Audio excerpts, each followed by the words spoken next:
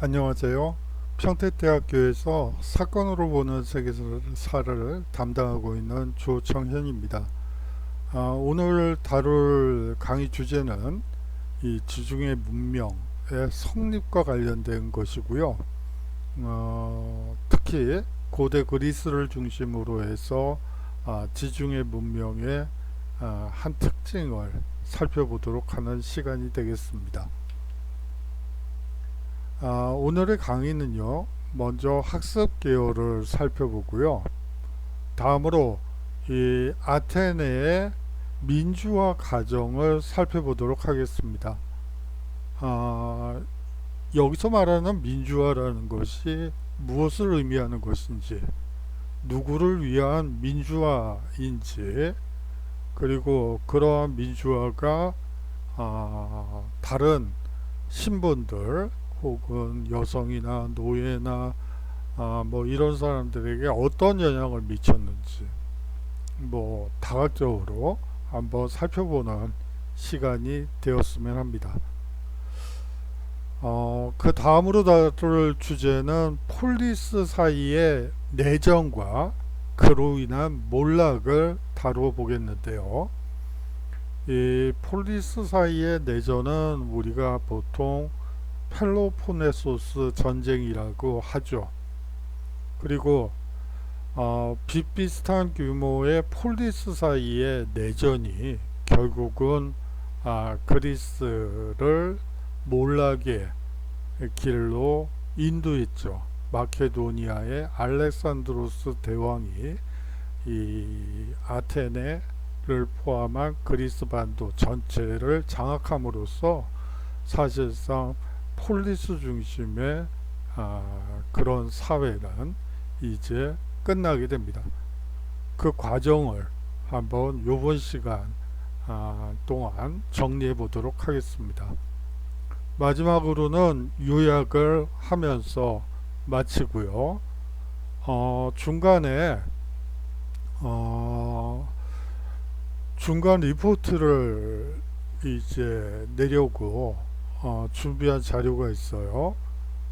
중간에 혹시 여러분들이 지루해 할 수도 있고 그래서 좀 환기시키는 의미에서 중간에다가 넣었습니다. 자, 학습 개요를 먼저 보도록 하죠. 고대 그리스의 민주화 과정을 이해하고요. 오늘날의 민주주의와 무엇이 다른지 설명할 수 있으면 이번 수업은 사실상 성공했다고, 제가 강의를 잘했다고 볼 수가 있는데 잘할 수 있을지 예, 기초가 주목되죠. 저만요. 예, 그렇습니다. 다음으로는 이 잘못 썼네요. 펠로폰네소스 전쟁이 고대 그리스에 미친 영향을 설명할 수 있으면 됩니다. 아울러서 이 3번은 사실은 이번 수업 시간에 할까 말까 망설이다가 사실은 좀 시간이 저번 주차처럼 좀 길어질 우려가 있어서 이 주제는 빼도록 하겠습니다. 죄송합니다. 뭐 다음 시간에 고대 그리스 철학을 한번 잠시 살펴보고 마케도니아와 그 동서 문화 융합이라는 주제를 가지고 한번 새로운 주제로 이 고대 그리스 철학을 설명드리도록 하겠습니다. 자, 먼저 아테네 민주주의와 현대 민주주의를 한번 간단하게 비교해보는 과정을 거쳐야 되겠죠. 무엇이 다를까?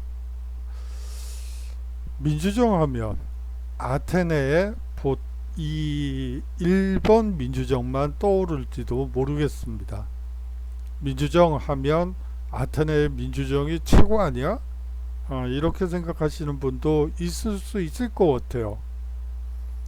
만약 그렇다면 오늘날 시대적 상황이 다른 아테네의 민주정치를 민주주의의 가장 이상적인 형태로 생각할 수도 있겠죠. 그러나 자세히 뜯어보면 아테네의 민주주의와 현대 어떤 민주주의는 달라도 너무 다릅니다. 문화에 대한 최초의 학술적 정의를 죄송합니다. 이거는 뭐가 좀 잘못 들어갔네요. 제가 편집하는 과정에서 잘못 넣었네요. 자, 1번은 뭘까요? 아테네의 민주정의 가장 본질적인 특징은 직접 민주주의라는 것이죠.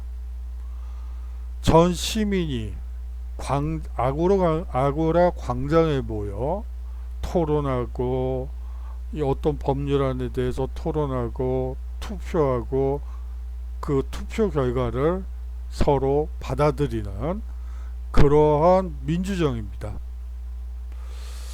현대 민주주의는 무슨 민주주의죠? 그래요. 대의제 민주주의죠. 민회가 구성된다 하더라도 물론 국회라고 하지만 그 국회는 국민들이 투표를 통해 자기의 대표자를 대신 국회로 보내서 정치를 하도록 하는 제도. 다시 말하면 아테네의 민주정은 직접 민주정이고 현대 민주정의 특징은 대의제 민주주의라는 어떻게 보면 전혀 다른 속성을 가진 민주주의입니다.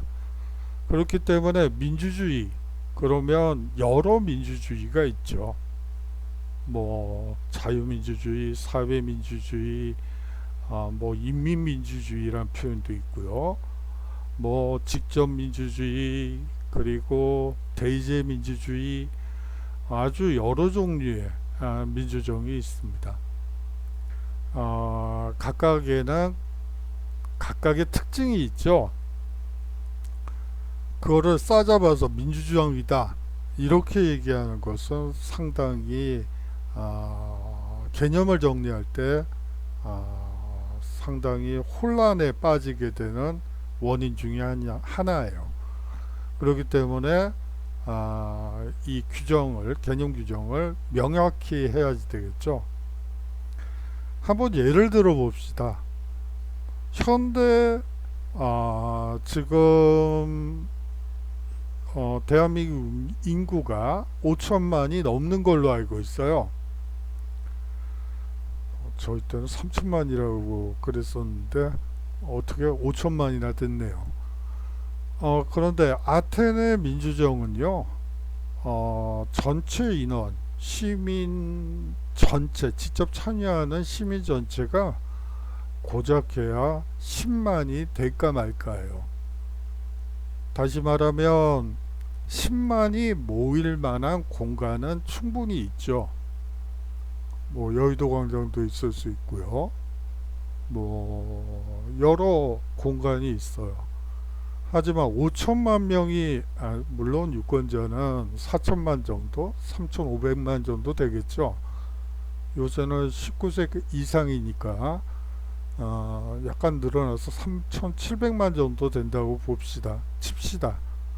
3,700만 명이 어디에 모이죠? 여의도 광장에요? 여의도 공원에요? 거의 불가능해 보이는데요. 광화문 광장에요.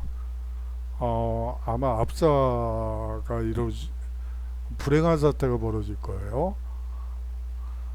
그 아주 어려운 얘기죠. 거기다가 이 아테네 같은 경우엔 수당을 지급을 했어요. 다시 말하면 생업을 포기한 채 정치를 할 수가 있었죠. 일반 시민들도. 그렇지만 현대사회에서는 그런 제도가 없죠.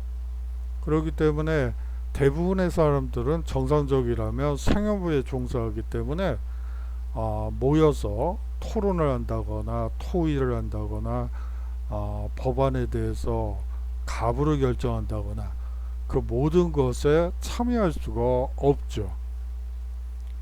이런저런 특징들이 있다는 것을 여러분들이 생각을 하시면서 이 민주주의라는 말이 가지는 아주 다양한 의미에 대해서 민감하게 생각해 주시면 좋을 것 같아서 첫 번째 첫 번째 문제로 민주정, 아테네의 직접 민주정과 현대 대의제 민주주의의 를 비교할 수 있는지 한번 물어봤습니다.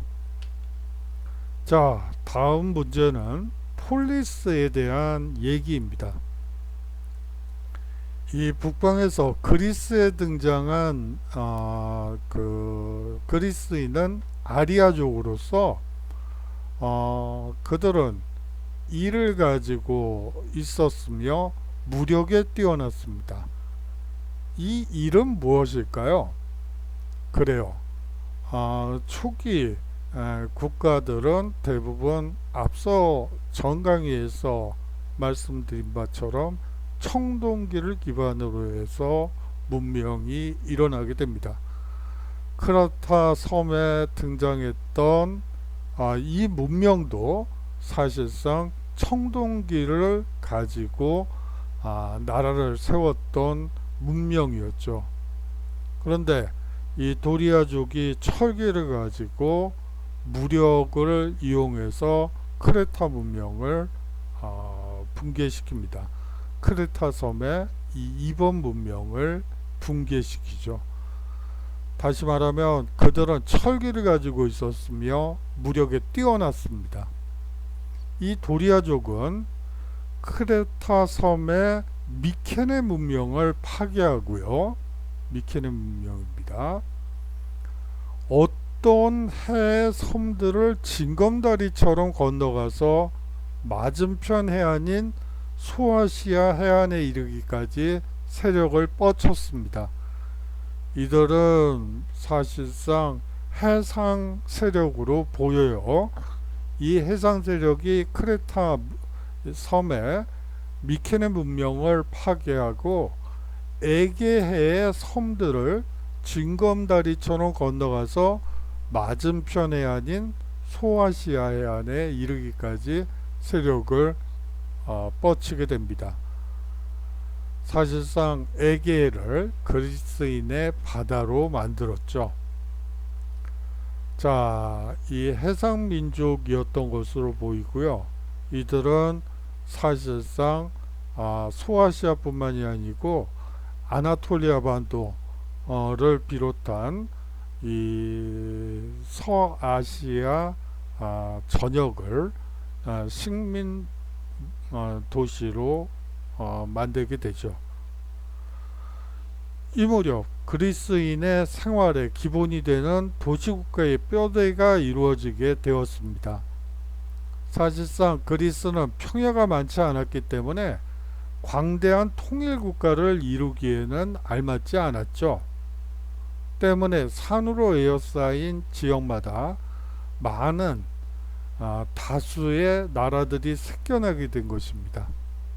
이와 같은 나라들을 뭐라고 했죠? 그래요. 폴리스라고 했습니다.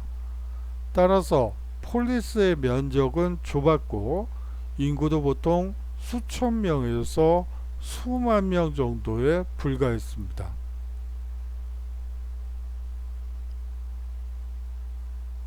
그래요.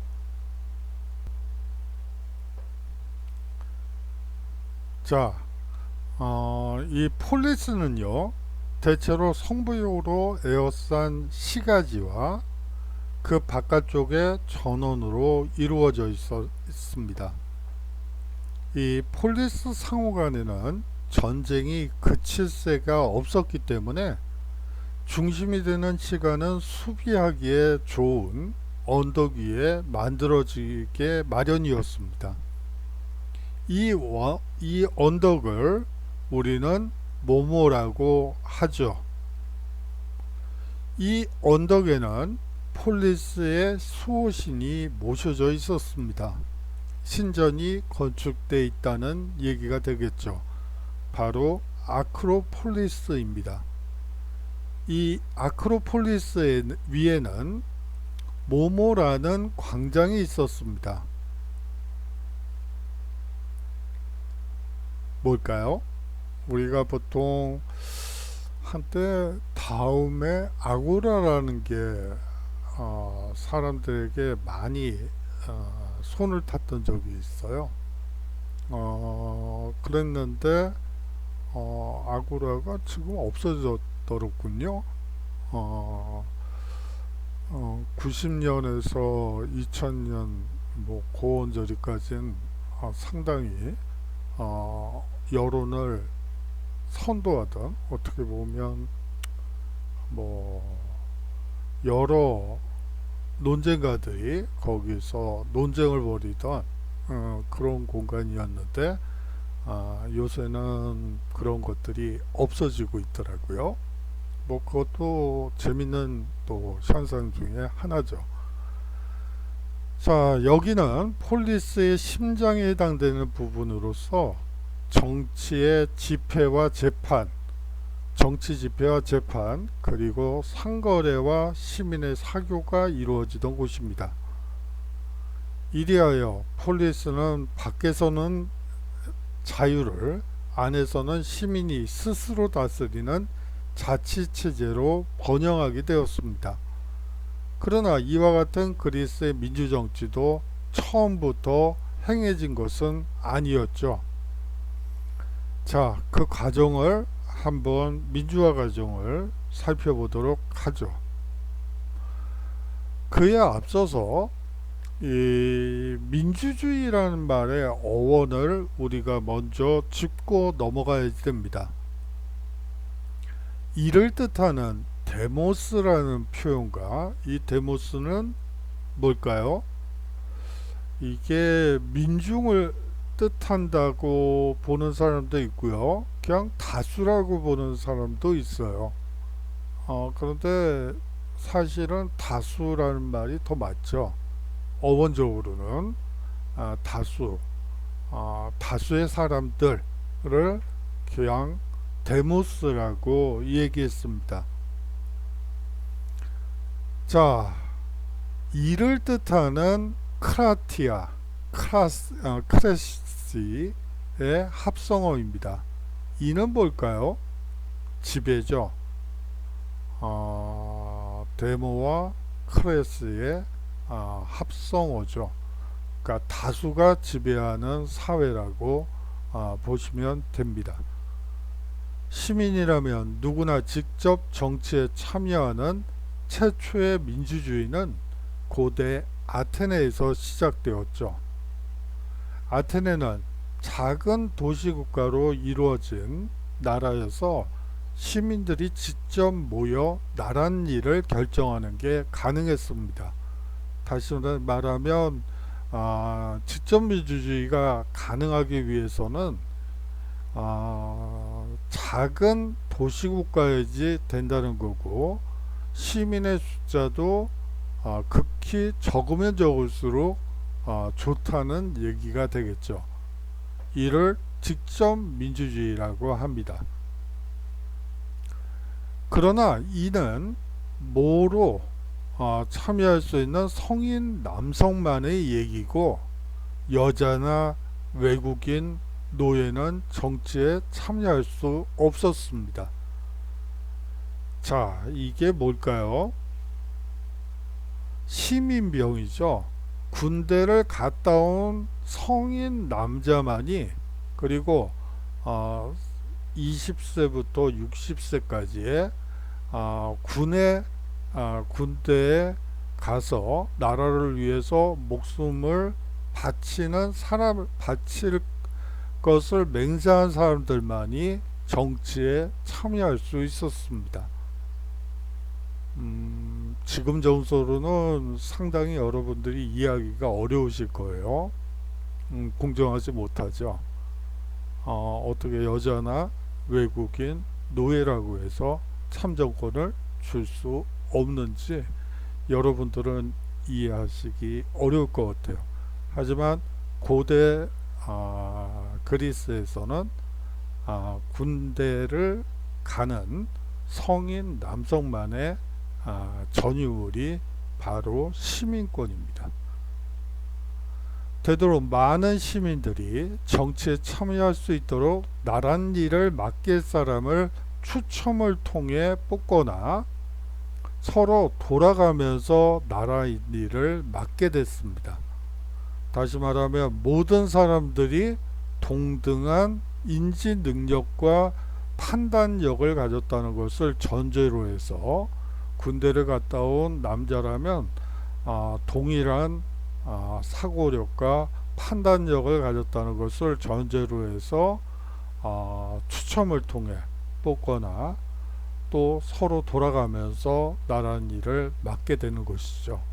그거는 재판에 있어서도 마찬가지고 공무원도 마찬가지예요. 단 예외가 있다면 이게 뭘까요? 전문성 때문에 연임이 가능했습니다. 그래요.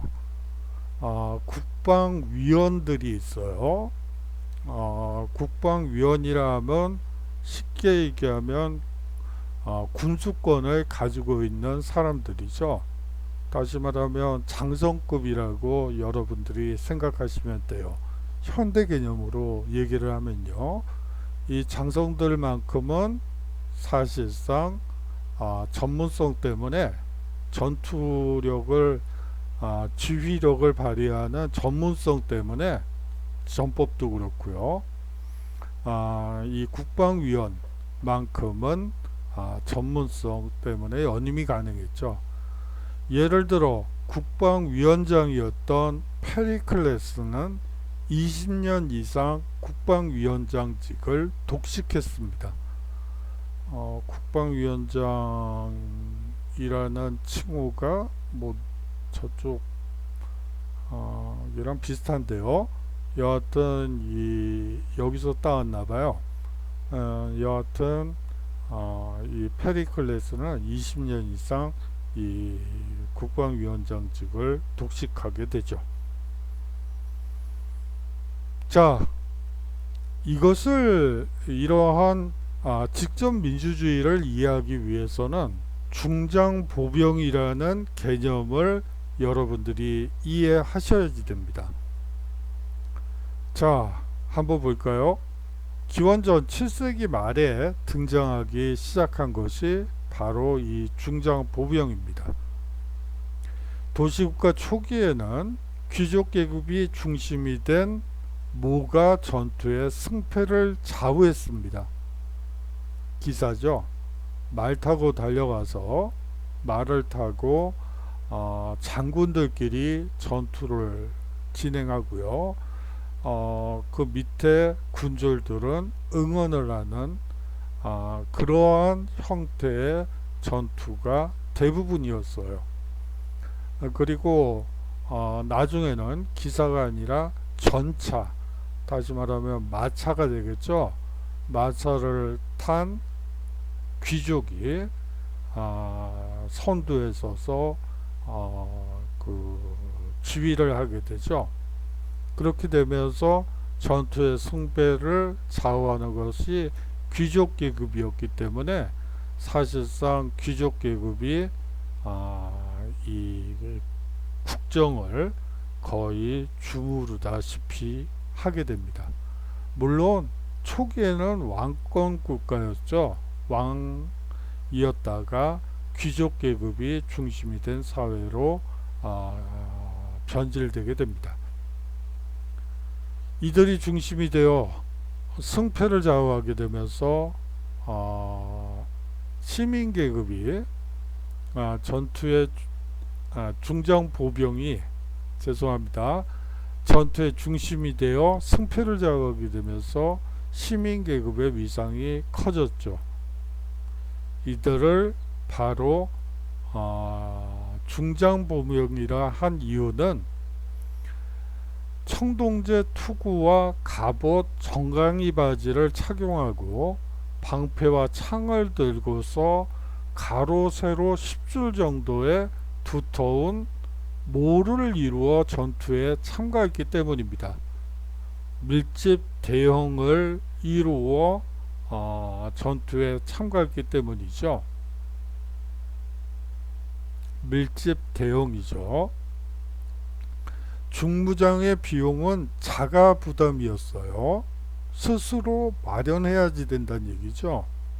중무장 비용, 다시 말하면 청정대, 투구, 갑옷, 정강이 바지, 방패, 창을 모두 스스로 장만을 해서 전투에 참여하게 됩니다.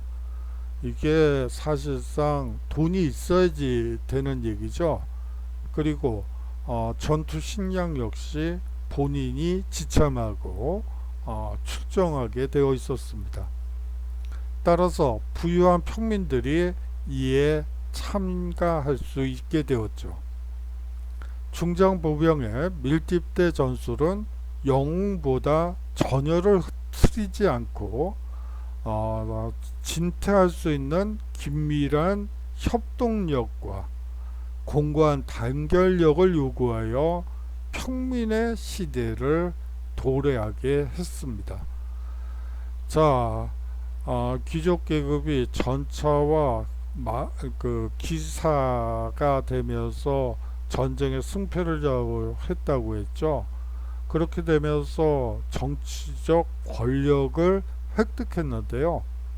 이제 자비로 청동제 투구와 갑옷 그리고 정강이 바지 방패 창을 마련한 부유한 평민들이 중장 보병으로서 밀집 대형을 이루어 전투에 참가하고 그것이 전투의 승패를 좌우하게 됐기 때문에 사실상 평민의 시대가 도래하게 되고 그들은 귀족 계급에 대해서 정치적 발언권을 달라는 요구를 할 수밖에 없게 됩니다.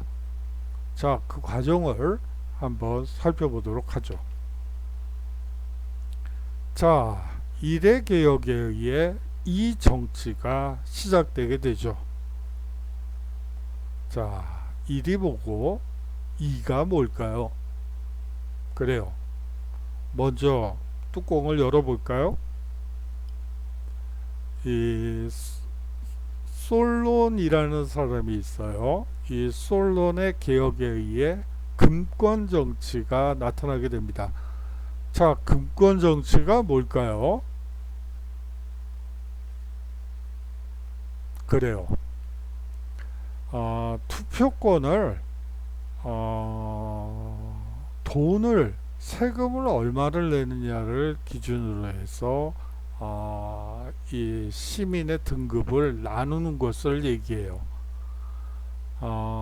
소위 말해서 돈이 있어야지만 정치를 하는 것이죠.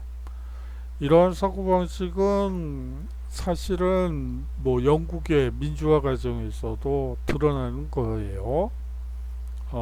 사실상 뭐 예를 들어 프랑스의 경우 7월 왕정, 영국의 민주화 과정에서도 사실상 이 금권 정치가 있었죠. 투표권을 가진 시민과 투표권을 갖지 못한 시민으로 나누는 거죠. 세금을 어느 정도 내느냐에 따라서 그렇게 나누는 거예요. 그거는 이제 19세기를 18세기 19세기를 얘기하면서 여러분들과 한번 얘기를 해봐야 되는 주제이기도 해요. 세금을 낸 사람만이 투표권을 가질 수 있다. 왜냐하면 그 사람들은 사실상 국가의 정책에 대해서 무한 관심을 가지고 있는 사람들이다 라고 보았기 때문인데, 그 이유에 대해서는 뭐 19세기 정도 하면서 이제 말씀을 드려야지만 여러분들이 이해하실 수 있을 것 같아요. 자, 이 솔론의 개혁에 의해 금권 정치가 나타나게 됩니다. 다시 말하면 재산의 정도 혹은 세금을 내는 정도에 따라서 시민권을 투표권이 있고 없고를 결정하는 것이 금권 정치의 핵심입니다. 이는 아테네의 사회 변화와 긴밀하게 연결된 변화였죠. 원래 아테네는 기원전 7세기에 왕정에서 시작되었으나 전투에서 귀족의 영향력이 커지자 귀족정이 되었습니다. 그 후 아테네가 중개 무역을 통해 경제가 발달하자 중산층이 나타났고, 이들이 자가 부담으로 군비를 마련해 중부장 보병이 되자 정치 참여에 대한 요구가 강화될 수밖에 없었습니다. 귀족들도 왕정을 붕괴시켰던 것이 사실상 전투에서 귀족의 영향력이 커지면서 귀족정이 되었듯이, 마찬가지로 이 중산층이 사실상 군비를 마련해 중장병병이 되자 정치에 참여에 대한 요구가 강화된 것은 자명한 이치겠죠.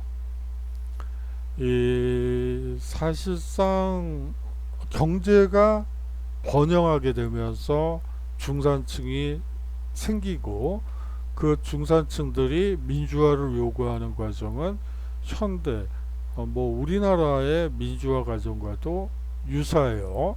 사실은 경제적으로 발달하지 않고 민주화가 이루어지는 경우는 없어요. 그런 경우는 없더라고요. 역사적으로 봐도 그렇습니다.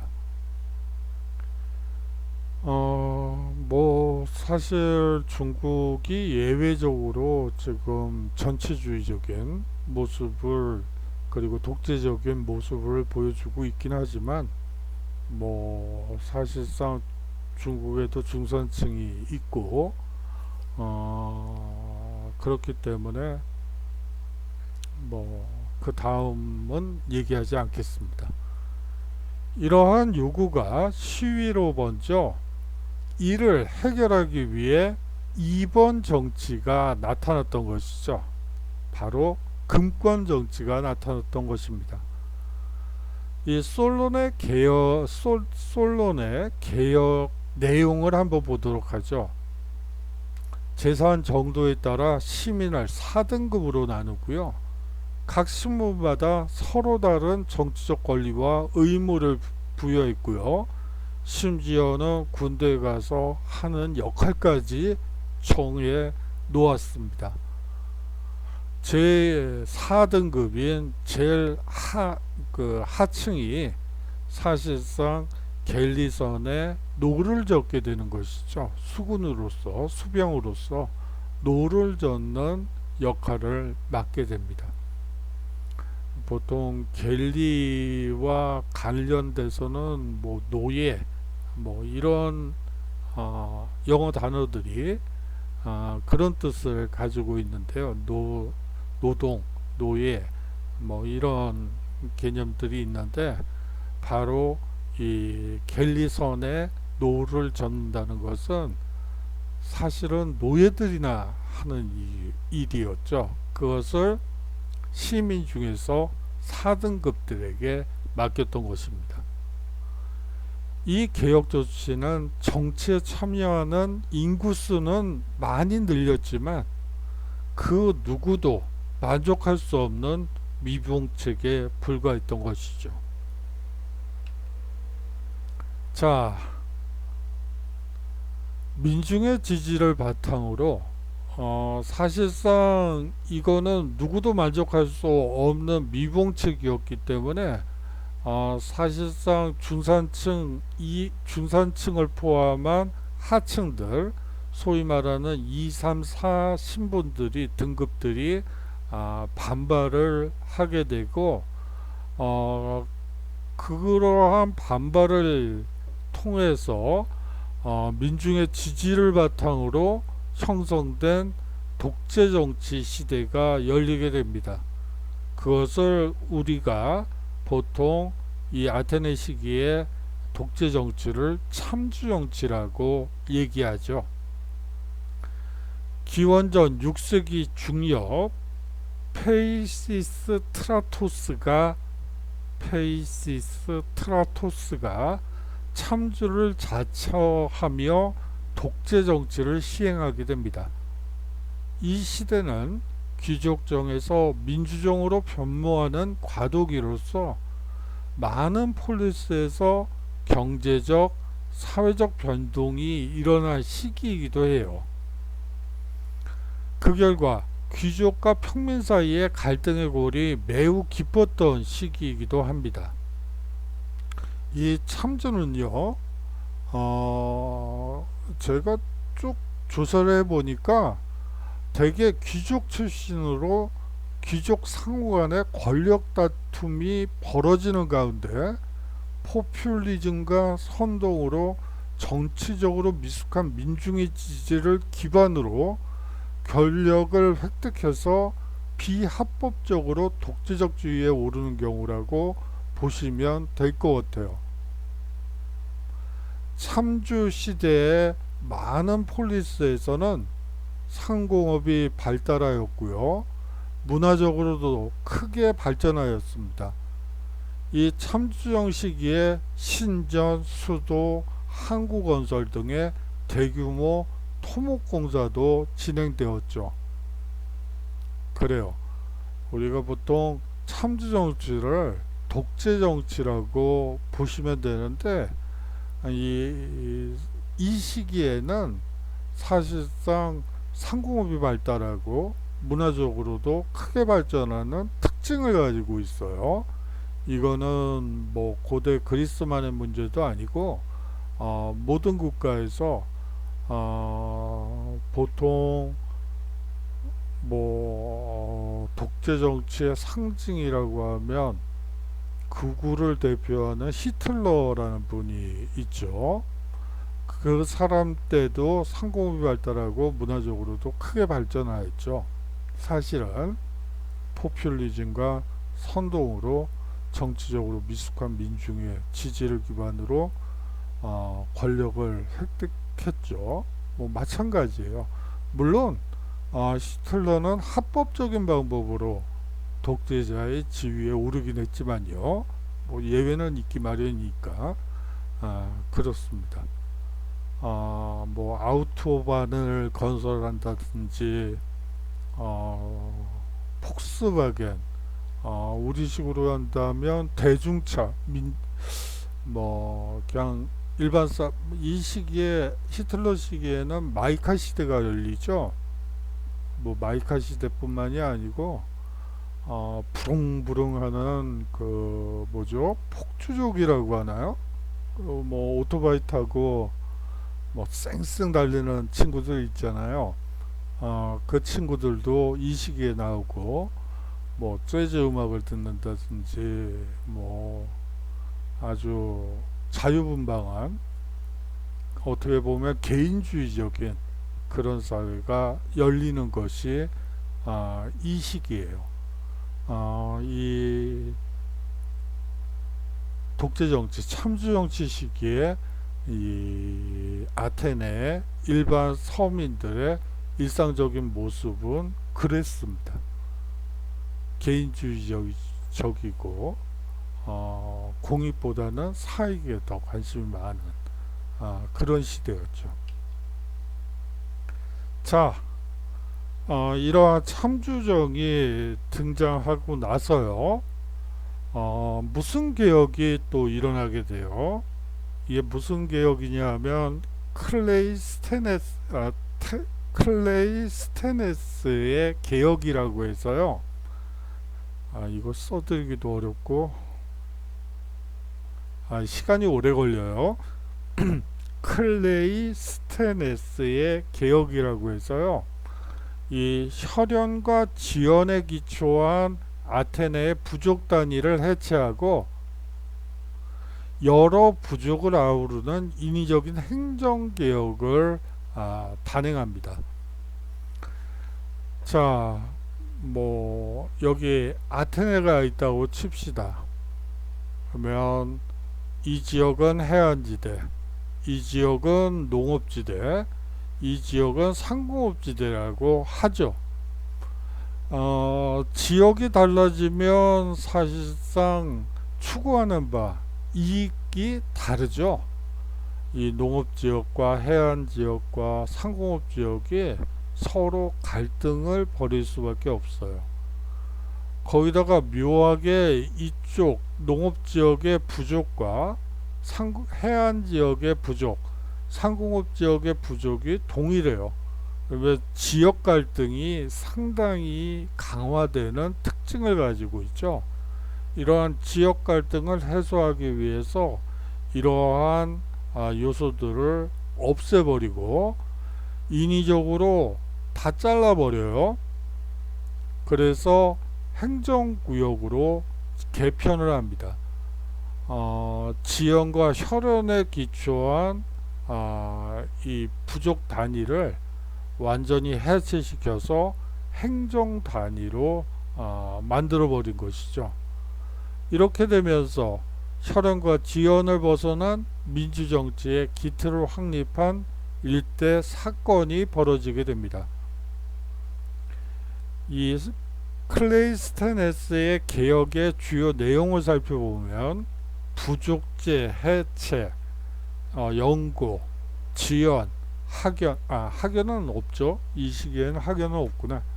혈연과 지연을 해체시키는 부족제 해체, 500인 평의의 설치, 사실상 민해의 안건을 내기 위한 법률안을 내기 전에 500인 평의회가 설치가 돼서 먼저 요번 민회에서는 이 안건을 상정하자, 어떻게 보면 좀 상원도 아니고 약간 좀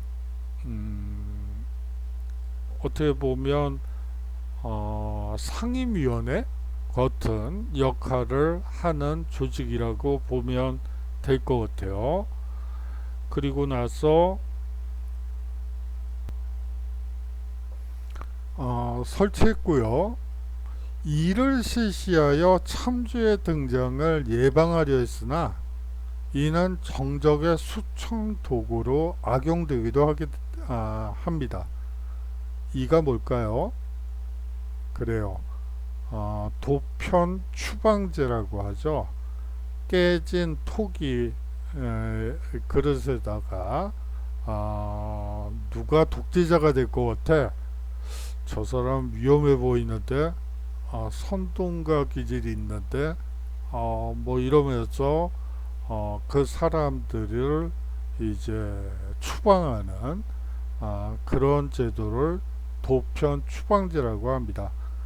그 도편 추방제를 클레이스테네스의 개혁의 한 본질적인 요소로 보시면 되는데요. 그런데 그것은 나중에 정적의 숙청 도구로 악용되기도 합니다. 이 제도는 무엇일까요? 바로 앞서 얘기했던 도편 추방제인데요.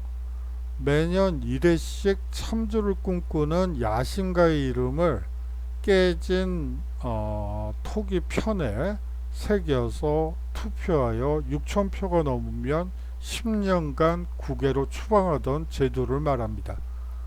원래 참주의 출현을 막기 위해 실시되었는데요. 여기서의 추방은 사실상 당사자의 명예나 시민권, 재산권과는 상관없이 시효 기간만 지나면 귀국할 수 있게 되어 있었습니다.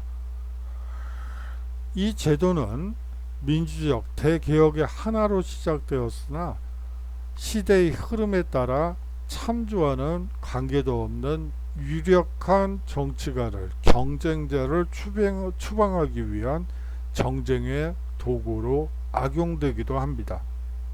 이것이 바로 도편 추방제죠. 이 민주 정치의 완성을 이룬 시기를 무슨 시대라고 할까요? 그래요. 페리클레스 시대라고 합니다. 앞서 국방위원장이었다고 얘기를 했죠. 폴리스의 독립에 기여한 무슨 출신인 시민들로 구성된, 그러니까 시민은 아니구나. 그럼 뭘까요? 중장 보병 출신인, 다시 말하면 남성인 시민들로 구성된 민회가 실질적인 입법권을 가지게 됩니다. 수당을 지급하여 가난한 시민도 정치에 참여할 수 있는 길을 열어주었죠. 근데 무슨 돈으로요? 여러분들 갑자기 궁금해지죠? 무슨 돈으로 수당을 생업에 종사하는 사람들에게 그 생업은 노예들이나 하는 거고 시민들은 정치에 참여를 해야 돼. 그러니까 국가에서 수당을 줄게. 자, 그럼 무슨 돈으로요? 하늘에서 뚝 떨어지나요? 땅 파면 돈이 나오나? 그건 아니죠. 이 페리클레스가 활동하던 시기는 소위 말하는 뒤에 나오게 될 페르시아 전쟁에서 이제 아테네를 비롯한 아테네 스파르타 연합군에 의해서, 그리고 폴리스 연합군에 의해서 페르시아를 몰아냈던 그 시기입니다. 그 뒤에 혹시라도 모를 페르시아의 재침입에 대비해서 델로스 동맹을 만들게 되죠. 델로스 섬에다가 사실상 해군력과 그리고 군비를 모아두게 됩니다. 그런데 군비를 모아두는데 그 델로스 섬이 사실상 아테네 코앞에 있는 섬이죠. 바로 눈앞에 있는 섬이에요. 그러다 보니까 그 창고 관리를 아테네가 하게 되죠. 근데 그 각 폴리스에서 페르시아와의 전쟁에 대비해서 모아둔 군비를 그 시민들이 정치에 참여하는 대가로 수당으로 지급하게 되는 거예요. 그렇게 되면서 그에 대한 반발로 이제 펠로폰네소스 전쟁이 일어나게 되는 것이죠. 제가 너무 그냥 끝까지 갔네요. 수업에 끝까지 가버렸네요. 여하튼 이 시대에는 특수직을 제외한 군대 지휘관을 제외한 관직과 배심원직에는 추총으로 뽑힌 시민이 공무를 담당하게 됩니다. 자, 오늘 제가 중간 리포트를 말씀드린다고 했는데요. 제가 여러분들께 문자로 여러분들께 주제를 3개씩 안배해서 여러분들께 드릴 예정이에요. 문자로 드릴지 문자로 드리는 게 더 나을 것 같아요. 주제는 그렇게 드리고요. 그 주제는 역사를 푸는 맛이라는 책에 있는 주제고 테마고, 그 중에서 3개 테마를 여러분들께 지정해서 보내드리도록 하겠습니다. 그것을 한번 이렇게 여러분들이 조리를 해주시면 돼요. 한번 역사를 요리해 보자 라는 의미에서 한번 이렇게 한번 정리를 해 주시면 좋지 않을까 해서 한번 만들어 봤습니다. 그 테마가 있어요.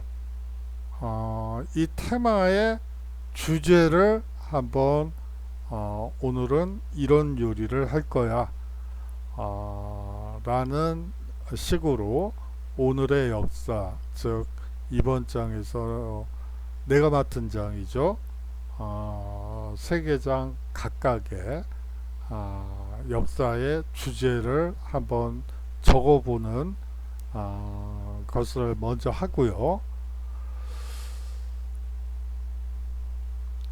그 셰프의 조언이라고 해서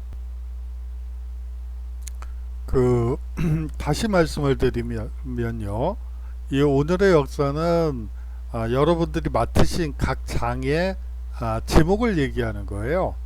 뭐 예를 들어서 반도국가의 운명, 그러면 오늘의 역사는 반도국가의 운명이 되겠죠. 그렇게 이해하시면 될 것 같고요. 너무 좀 거창하게 쓰긴 했지만 이 셰프의 조언이랄 것은 뭐 간단하게 얘기를 하면 이 문제를 풀기 전에 제시문을 그 왼쪽 하단에 있는 그 제시문 파트가 있어요. 그 제시문을 읽고 한번 여러분들이 간단하게 정리를 해 주시면 되고요. 그 다음에 이제 요리를 하려면 손질을 해야죠. 그냥 통으로 그냥 뭐 솥에다 넣고 끓일 수는 없는 거잖아요. 가마솥에 넣고 그냥 통으로 요리할 수는 없으니까 뭐 양념이 들어갈 수도 있고요. 여러 가지 손질을 해야지 되겠죠. 그러기 위해서는 사실상 이 개념에 해당되는 그 역사를 푸는 맛의 오른쪽 페이지의 아래쪽에 해시태그들이 달려 있어요. 그 해시태그에 나와 있는 것은 사실상 그 주제에서 반드시 그 테마에서 반드시 알아야지만 되는 개념 용어들이에요. 이 개념 용어들을 한번 여러분들이 정리해 보는 과정이 필요할 것 같아요. 단, 이 개념 용어 정리에서 여러분들이 참고하신 출처들이 있을 거예요. 그 출처를 반드시 적어 주셔야지 됩니다. 그렇지 않고 그냥 무단 사용하는 것은 상당히 위험한 행동이죠. 뭐 제가 신고는 하지 않겠지만 그런 일은 없겠죠. 그렇지만 남이 만들어 놓은 저작권을 훼손하는 것은 그거는 범법행위이기 때문에 출처를 반드시 적어 주셔야지 되는 거죠. 이렇게 개념을 정리하고 나서 여러분들이 한번 손질한 재료들을 가지고 요리를 하셔야 되는데요.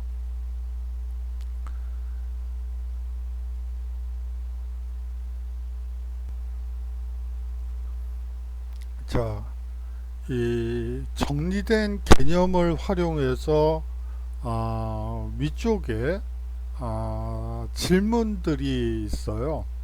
그 질문들을 핵심 내용과 연관지어 이야기로 풀어보는 과정을 넣고요.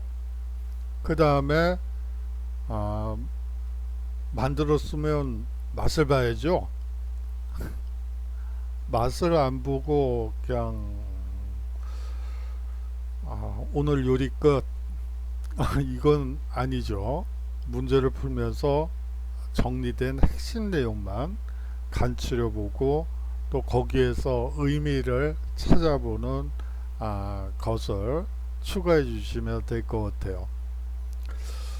그래서 사실은 이것을 문서 파일을 받을까 아니면 여러분들이 사실은 그래요. 대학에서 발표 수업도 해야지 되는데 이게 수업 비대면 수업만 뭐 줄창했죠. 뭐 1학기 때도 그랬고 지금 2학기도 이게 어떻게 될지 모르겠어요. 요번에 또 계속 비대면으로 가게 될지 어떻게 될지 잘 모르겠는데요. 여하튼 여러분들 못 만나 뵙고 있는데 이 뭐 발표 수업을 시키고 싶어도 좀 그렇고요. 그래서 이야기로 풀어보는 건 어떨까 하는 생각이 들어요. 여러분들이 음성 녹음을 해서 이러한 테마로 오늘 요리할 역사는 뭐뭐시고 뭐 제시문에는 이런 내용들이 있었고 그리고 해시태그의 개념 부분은 이런 용어는 이런 뜻인데 이거는 어디서 공부한 내용이고 그것을 통해서 한번 문제들은 이런 문제들이 있는데 개념을 통해서 그 문제를 풀고 그리고 그 결과 어떤 역사적 의미를 가지고 있는 것으로 보인다 라는 것을 한번 음성 파일로 받아보고 싶습니다. 그게 낫지 않을까 싶은데요. 어떤가요? 일단 제 생각에는 한 5분, 5분은 너무 길겠다. 한 3분 정도로 여러분들이 한번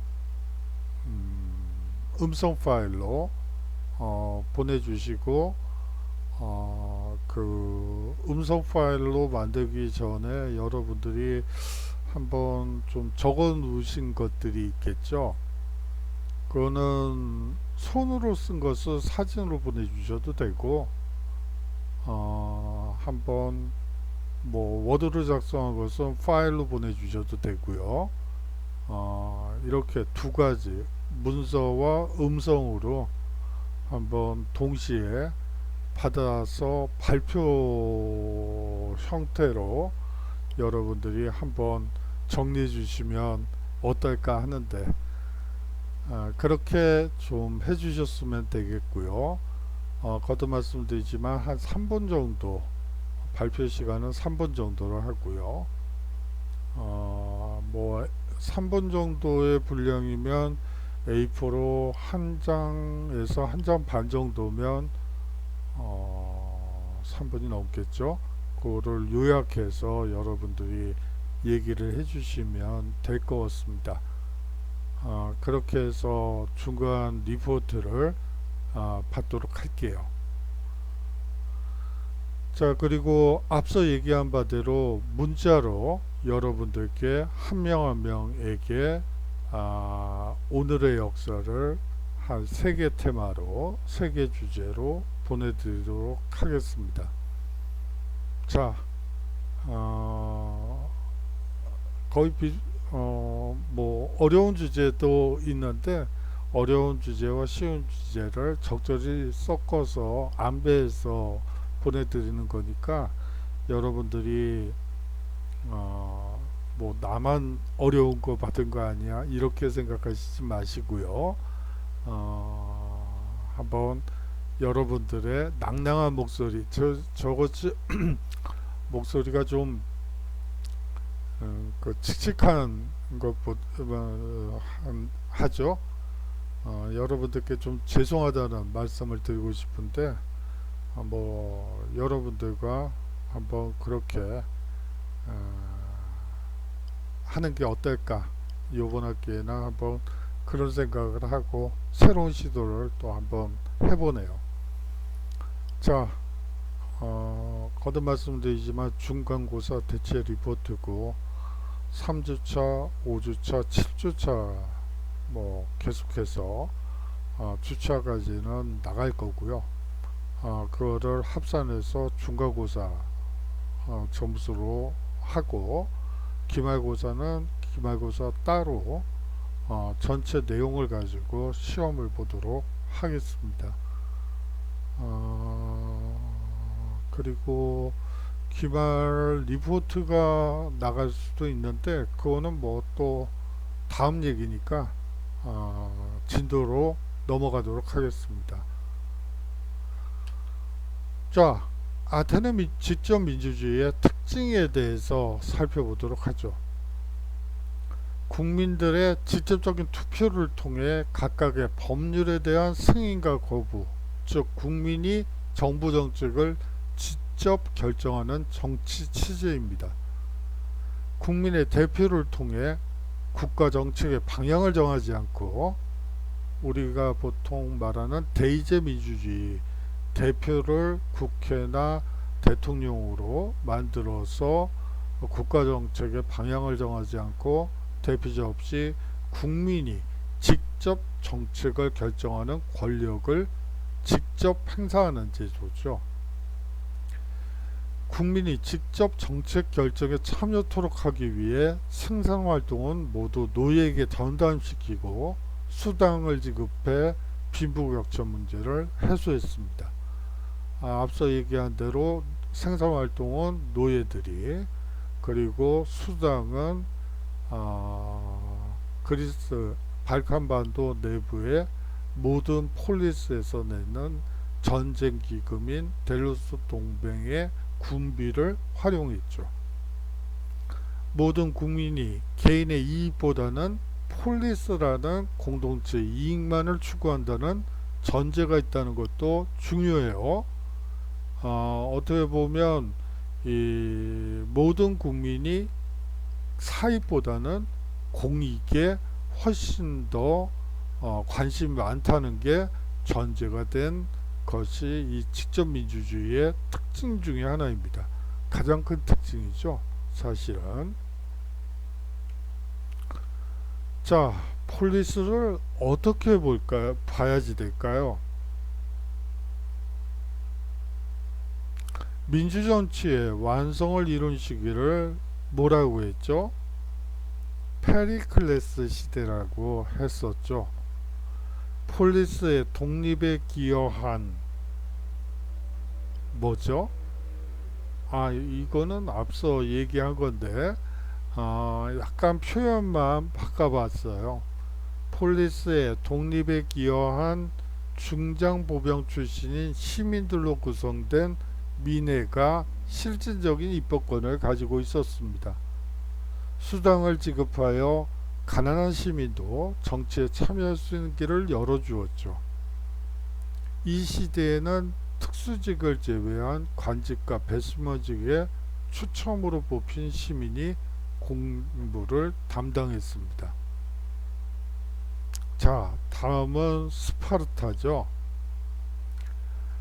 그리스의 폴리스 가운데 아테네와 더불어 강력한 나라는 이 스파르타였습니다.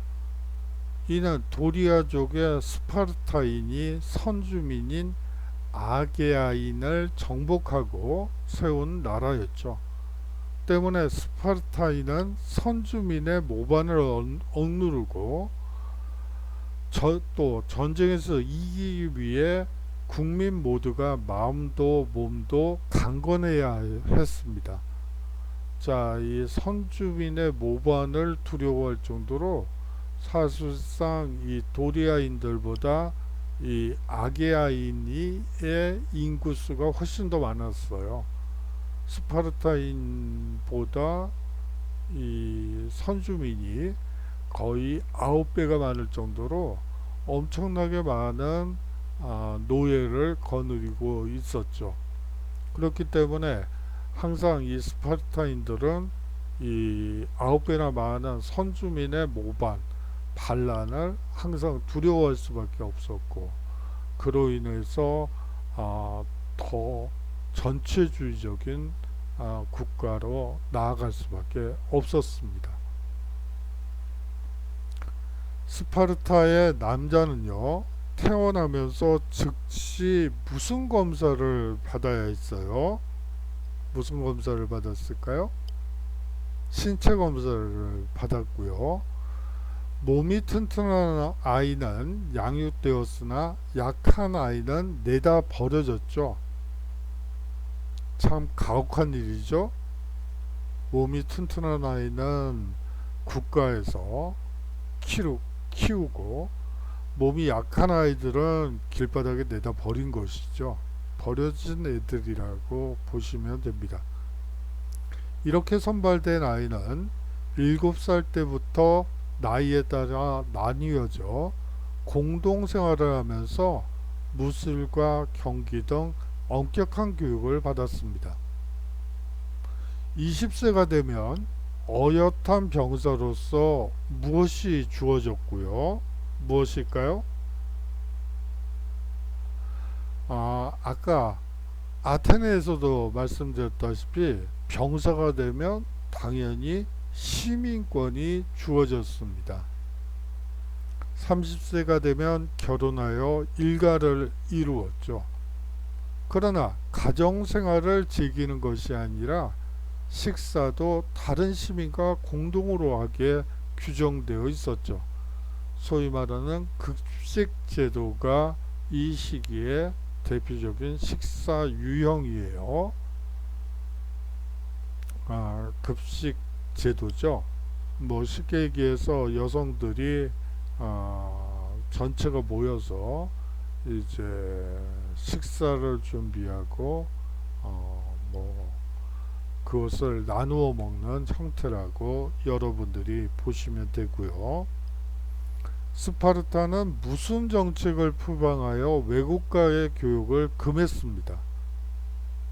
무슨 정책을 표방했을까요? 자급자족 정책을 표방해서 외국과의 교육을 금했죠. 아주 아테네와는 정반대의 길을 걸었던 것입니다. 심지어 외국인이 오는 것도 허용하지 않았죠. 자유분방한 요상한 문화가 흘러 들어오는 것을 방지하기 위해서 외국인이 오는 것도 허용하지 않았습니다. 이와 같은 무슨 체제를 쉽게 얘기해서 모든 사람들이 남성들이 군인이 되는 것이죠. 다시 말하면 군국주의 체제를 편 스파르타는 그리스 최고의 육군을 가지게 되었죠. 흔히들 올림픽의 기원을 올림픽 제전에서 찾는데요. 이 당시에 올림픽 종목들이라는 것이 전부 이 군사 종목들이에요. 뭐 쉽게 얘기해서 누가 어느 폴리스의 대표 그러면 전부 군인들이 참여하는 것이죠. 그런데 가장 중요한 종목 중에 하나가 사실상 전쟁이죠.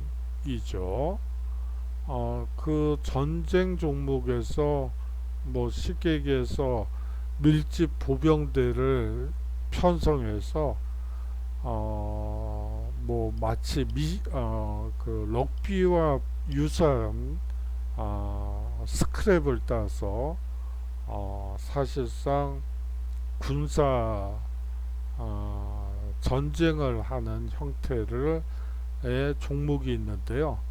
그 종목에서 항상 1등은 스파르타가 차지할 정도로 최고의 육군을 가지게 되었던 것이죠. 자, 페르시아 전쟁을 살펴보도록 하겠습니다. 그리스 반도는요, 600여 개의 폴리스로 이루어진 소규모 국가들의 연합체였죠. 당시 그리스 반도의 맹주였던 아테네와 스파르타 역시 페르시아 대제국에 비하면 그 규모는 보잘것없었습니다. 그러기에 아테네와 스파르타는 나라를 지키기 위해 서로 손을 맞잡을 수밖에 없었고, 그리고 손을 맞잡은 채 페르시아 대제국과 싸워야 했습니다. 이 페르시아 전쟁의 원인은요, 아케메네스 왕조 페르시아가 이래 그리스 식민 도시를 압박했기 때문입니다. 자, 일이 뭘까요? 아나톨리아 반도의 그리스 식민 도시를 압박했기 때문이죠. 지중해 해상권을 둘러싼 그리스 세계와 페르시아 제국의 대립이 발생했던 것입니다.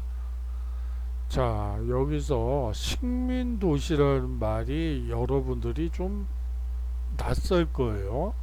식민지, 그 식민 도시. 그러면 뭐 노예들인가? 이게 뭐죠? 이러시는 분들이 좀 있을 것 같아요. 그런 의문은 당연한 거죠. 이 식민 도시는 사실상, 자, 아까 솔론의 개혁에서도 보았다시피 이 시민들도 막 등급이 있는 거죠. 그러다 보니까 자유를 찾아서 이주를 할 수밖에 없어요. 저쪽에 사실상 저 새로운 폴리스를 구성해서 그냥 시민으로서 1등 시민으로서의 삶을 살고 싶어, 그런 사람들이 이주를 해서 만든 도시라고 보시면 됩니다. 아까 처음 폴리스가 만들어졌을 때 에게해의 여러 섬들을 징검다리 삼아서 소아시아, 아나톨리아 반도로 진출하게 되는데, 그러한 진출 과정이 자유를 찾아 나선 4등 혹은 3등 혹은 2등 시민들이 자유를 찾아서 징검다리처럼 에게해를 넘어 아나톨리아 반도로 진출해서 도시를 구성하게 되죠. 그래서 그것을 식민도시라고 얘기를 하는데요. 뭐 식민도시라고 해서 자치가 허용이 안 된다는 게 아니고요. 어느 지역 출신들이 많죠. 그래서 그냥 식민도시라고 이름 붙여주지만 사실상 그리스 반도 내의 도시들처럼 민회를 구성하고 중장보병을 구성하고 자유롭게 자신의 의견을 피력하는 그러한 자치적인 도시였다는 점은 명확한 사실입니다. 다시 말하면 식민도시라고 해서 자치가 없는 것이 아니고, 그리스 식민도시들은 자치를 가지고 독립국으로서 행동했다고 여러분들이 보시면 되고요. 이 지중해 해상권을 둘러싼 그리스 세계와 페르시아 제국의 대립이 결국 페르시아 전쟁입니다. 이 페르시아가 3차에 걸쳐서 그리스를 침공하고요. 아테네와 스파르타가 중심이 되어 그리스 연합군이 페르시아군을 격타하게 되죠. 이로써 아테네의 전성기가 열리게 되고, 이 델로스 동맹이 결성이 돼서 아테네는 강력한 해상제국으로 성장하게 됩니다. 그리고 델로스 동맹의 기금을 활용해서 아테네 민주정치의 완성을 이루게 되는 것이죠. 사실상 이 지중해 해상권을 둘러싸고 벌어진 것이 사실상 페르시아 전쟁이라고 보시면 되고요. 지중해 해상권을 두고 페르시아가 폴리스 연합군과 치른 전쟁을 바로 무슨 전쟁이라고 하죠? 바로 페르시아 전쟁이라고 합니다. 사실 페르시아는 호르무즈 해협을 통해 교역로를 확보하고 있었죠. 다시 말하면 동양과의 교역로는 확보하고 있었으나 서양과의 직거래도 원하고 있었죠.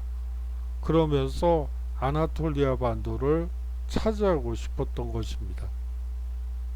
그리스 폴리스의 식민 도시들의 이 비협조적인 태도에 사실상 페르시아는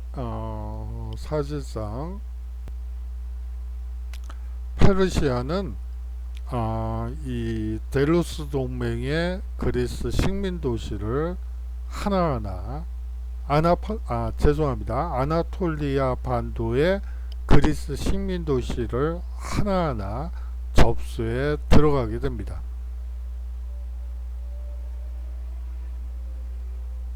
자, 델로스 동맹을 살펴보도록 하죠. 페르시아 전쟁 후에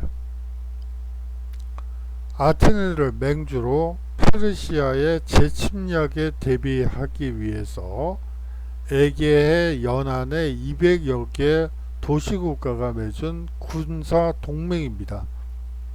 각 도시는 자발적으로 함선이나 군비를 납부했죠. 처음에는 자발적으로 페르시아가 지침할 수도 있으니까 우리 힘을 합쳐서 페르시아를 막아야 돼. 그러니까 자발적으로 함선이나 군비를 내자고 이렇게 되면서 이 논의가 군사동맹 논의가 진행이 됐죠. 아테네는 점차 이 동맹을 좌우하여 그 기금을 아테네의 토목공사나 아테네 시민에 대한 수당 지급 등에 유용하여 전성기를 구가하게 됩니다. 다른 도시의 불만이 커지자 아테네는 이를 무력으로 제압하고 동맹국을 점차 예속화하여 이때의 아테네를 무슨 제국주의라고 부르기도 하죠. 아테네 제국주의라고 부르기도 합니다. 자, 이제 아테네가 소위 말하는 제국주의 노선을 천명하게 되면서 이 델로스 동맹이 와해될 위기에 봉착되게 됩니다. 왜 델로스 동맹이 해체될 위기에 놓이냐면 아테네만이 토목공사나 수당으로서 델로스 동맹의 군비를 유용했기 때문이죠. 펠로폰네소스 전쟁은 사실상 앞서 얘기한 바대로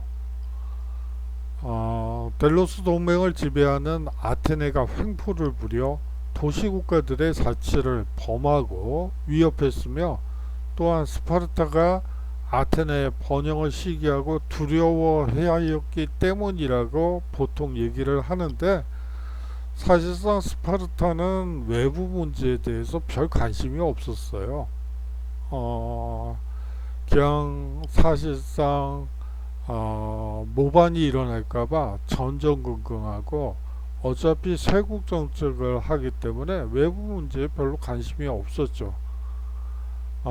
그러다가 이 코린토스와 메가라 등이 펠로폰네소스 동맹회의를 열고 아테네와의 전쟁을 결의하고 스파르타를 전쟁에 참여해달라고 막 부추겨 가지고 개전하게 되면서 사실상 펠로폰네소스 전쟁이 일어났죠.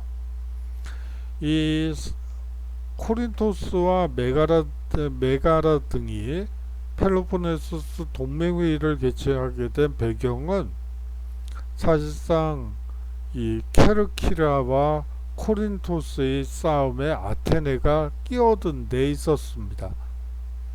이 상업무역으로 번영을 누리고 있던 코린토스는 아테네의 해상 진출에 위험을 느끼고 있었죠. 그런데 케르키라와 코린토스의 싸움에 아테네가 케르키라의 편을 들어 양자의 관계는 험악해지고, 이 결과 코린토스가 펠로폰네소스 동맹회의를 열고 아테네와의 전쟁을 결의하게 되면서 펠로폰네소스 전쟁은 일어나게 됩니다. 이 펠로폰네소스 전쟁의 결과 아테네는 모를 스파르타에 인도하고 장성을 헐었으며, 자, 함선을 스파르타에 인도하고 장성을 헐었으며 델로스 동맹을 해산하고 과도정부를 만들게 됩니다. 패권을 잃은 아테네는 길고 그 후로는 그리스의 정치적 경제적 중심이 아니라 문화적 중심이 되어버렸죠. 한편 스파르타는 패권을 장악하였으나 그것이 패망의 원인이 되어버립니다. 자, 여기서 아테네는 페리클레스 시대에 전성기를 맞았다고 했죠.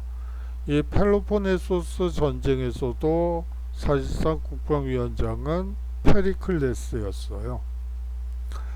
사실상 농성전을 벌이게 되는데요. 스파르타 연합군 펠로폰네소스 동맹과의 전쟁에서 농성전을 선택하게 되고, 결정적인 순간에 해군력을 동원해서 스파르타를 괴멸시키려는 전략을 그 페리클레스가 쓰는데, 이 결정적인 순간에 패스트가 돌아요. 전염병이 돌면서 그 페리클레스 자체가 흑사병으로 사망하게 되죠. 이 전쟁에서 전염병이라는 것은 상당히 위험한 것이죠. 사실상 전쟁이 일어났을 때 전염병이 돌기 시작하면 대부분의 경우 하수도 관리가 잘 안 되죠. 상하수도 관리, 뭐 상수도가 있지도 않지만 뭐 우물물을 대부분 먹게 되는데요. 그렇기 때문에 관리가 잘 안 되기 때문에 수인성 전염병들이 청결하게 됩니다. 그러면 전쟁에서 죽는 전사한 군인들보다 전염병으로 죽는 사람들이 더 많아져요. 뭐 사실상 전사한 사람들은 뭐 한 5천이라고 치면 전염병으로 죽는 사람들은 수만 명에 넘게 되죠. 다시 말하면 10배 이상의 사람들이 전쟁으로 죽는 게 아니고 전염병으로 죽게 되는 그런 불상사가 일어나고, 거기다가 국방위원장직을 거의 20년 이상 독직했던, 어떻게 보면 군사령관직을 총사령관직을 20년간 독점했던 페리클레스가 이 패스트로 죽게 되면서 사실상 이 전쟁의 승기를 뺏기게 되죠.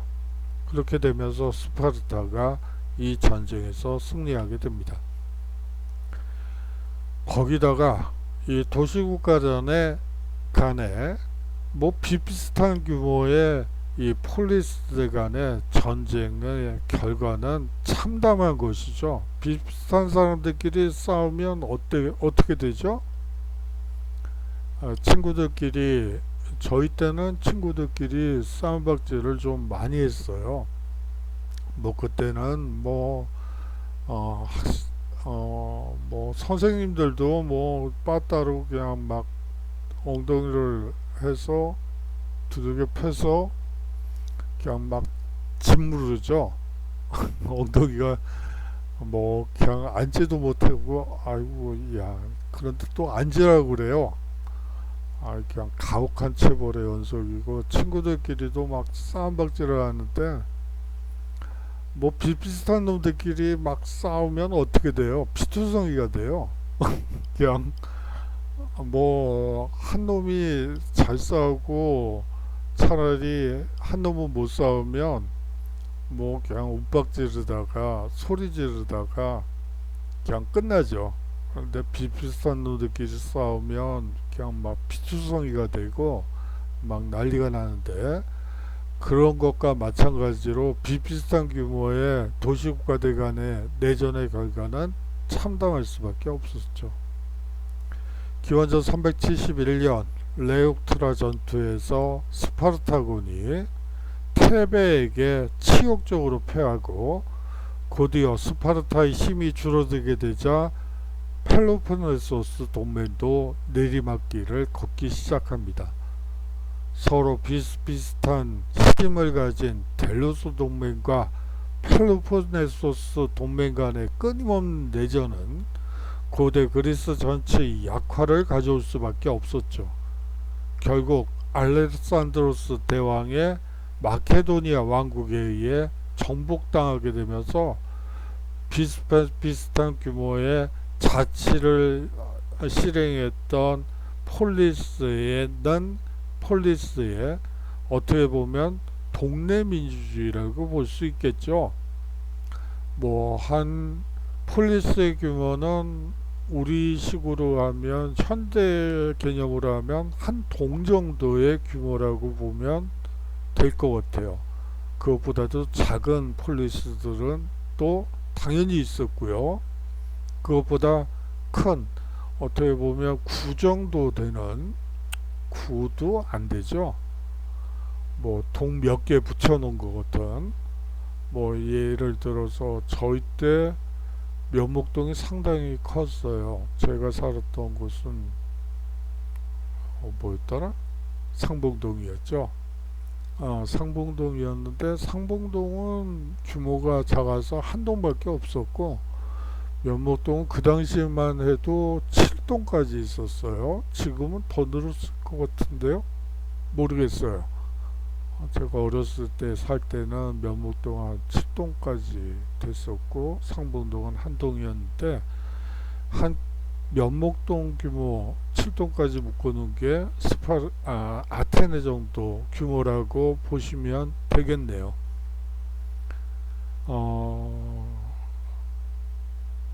지금도 7동까지 있다는 걸 전제로 해서 말씀드린 거예요. 지금 몇 동까지 있는지는 잘 모르겠네요.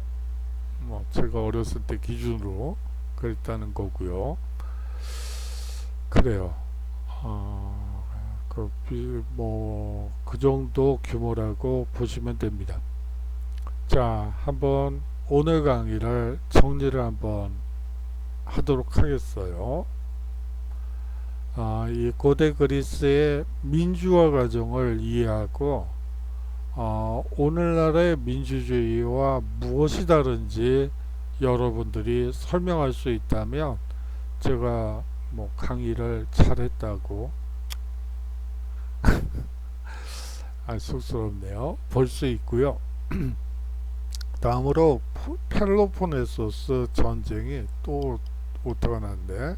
펠로폰네소스 전쟁이 고대 그리스에 미친 영향을 설명할 수 있고, 그 결과 어떤 현상이 벌어졌는지, 비슷비슷한 규모의 폴리스들 간의 내전이 결국은 그리스에 미친 영향이 무엇인지 여러분들이 설명할 수 있으면 됩니다. 이 인간 중심의 고대 그리스 철학의 성격을 설명하고 그것이 근대과학의 발전에 미친 영향을 설명할 수 있는 것은 다음 주에 수업에서 이제 마케도니아의 발전과 알렉산드리아를 통해서 이 문화의 발전, 동서 문화의 융합, 이러한 주제로 해서 다음 주 수업을 전개하는데요. 뭐 고대 로마까지 나갈 수 있으면 좋겠고요. 나가지 않으면 그 다음 주까지 고대 로마를 한번 정리해보는 시간을 갖도록 하겠습니다. 제가 너무 또 오늘도 장시간이 돼버렸네요. 이거를 뺐는데도 장시간이 돼서 죄송하다는 말씀을 드리고, 거듭 말씀드리지만 중간고사 대체 리포트를 여러분들께 문자로 각 친구들에게 한번 보내서 이러한 형식으로 한번 정리를 하고 음성 파일로 받고 문자 파일도 받아서 여러분들이 한번 세 개 주제에 대해서 해시태그 제시문 그리고 문제를 푸고 그 맛을 음미해보는 시간을 한번 가지셨으면 하는 마음으로 이 역사를 푸는 맛의 세 가지 테마를 여러분들께 요리거리를 세 개를 던져 드리도록 하겠습니다. 자, 그러면 이제 다음 주면 추석인가요? 벌써 시간이 빨리 가네요. 태풍이 와가지고 그냥 추석 때 보통 찬바람이 불고 이제 뭐 그렇게 되는데 여름이 지나가고 이제 가을로 가는 건데 좀 일찍 와버렸네요. 계절은 벌써 추석이에요. 추석 때랑 거의 비슷해지는 것 같아요. 자, 뭐 추석이지만 수업은 해야지 되겠죠? 추석 다음 주에 수업을 나가도록 하겠습니다. 그러면 건강하시고요. 요새는 하시고요가 그냥 인사가 돼버렸어요. 참 재밌는 세상이에요. 어떻게 그 바이러스 하나 때문에 이렇게 수업도 못하고 뭐 아버지한테 얘기를 들어도 그때 아버지가 6.25 때 초등학생이었던 것 같아요. 6학년이었다고 들었는데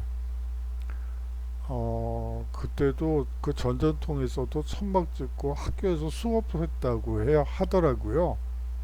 직접 정상 수업, 대면 수업을 했다고 하는데 이건 뭐 6.25 전쟁도 아니고 전쟁통도 아니고 이 바이러스에 수업도 못하고 이게 뭔지 모르겠어요.